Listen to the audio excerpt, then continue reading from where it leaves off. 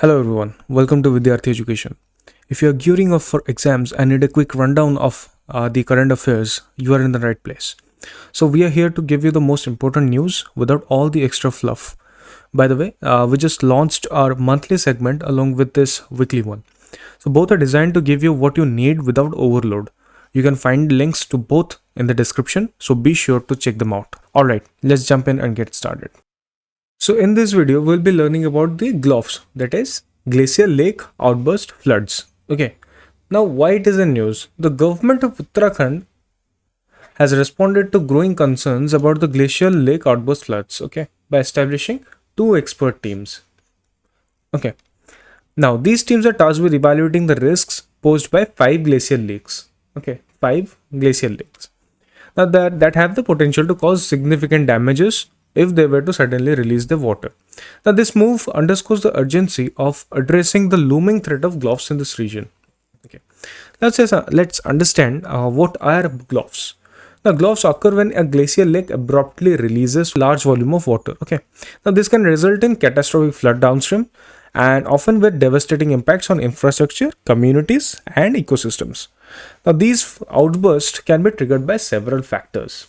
Okay, now what are these factors? Such as heavy rainfall, okay, and then earthquake, okay, and also events like human induced factors like climate change. Okay, now a recent example of a GLOF was one that occurred in Sikkim in October 2023. This incident was caused in the sudden bursting of the South Lonak Lake. Okay, the South Lonak Lake suddenly bursted and it led to widespread destructions in that area. Okay, now what is like India's National Disaster Management Plan for GLOF? Okay, now the threat of GLOF is recognized in the India's National Disaster Management Plan NDMP 2019. Okay, now indicating that the national government's awareness of the risks and the need for comprehensive strategies to address them. So this plan calls for preventive measures, okay, emergency response strategies and risk assessment to mitigate the impact of these potential disasters. Okay, now GLOF vulnerability in India. Okay. Now several regions in India are vulnerable to GLOFs, particularly those located in the Himalayan region. Now these include states and union territories of Jammu Kashmir, okay, and Ladakh, Himachal Pradesh, Uttarakhand and Sikkim. Okay, now according to the Geological Survey of India GSI, 13 out of 486 glacial lakes in Uttarakhand were identified in 2021 as posing a significant risk of GLOFs. Okay, now this finding highlights the need for immediate and ongoing assessment of these lakes to prevent future disasters. Okay, now what are the causes of GLOFs? We understood what is GLOF and where it is mostly happening in India itself, and now we will be knowing what are the causes of GLOFs. Okay, first, GLOFs can be triggered by various combinations of factors such as geological factors. Now the events such as earthquakes, okay, breaches in moraine dams. Now what are moraine dams? Moraine dams are actually natural barriers. Okay, natural barriers that is formed by the glacial debris. Okay, these are the natural barriers formed by the glacial debris, and these can lead to sudden release of water. Okay, now let's talk about the morphological factors. Now what are the morphological factors? Now these includes mass movements. Okay, the mass movements where landslides or avalanches can cause water level in glacial lakes to rise rapidly, leading to overflow of structural failure. Okay, now what are the physical factors?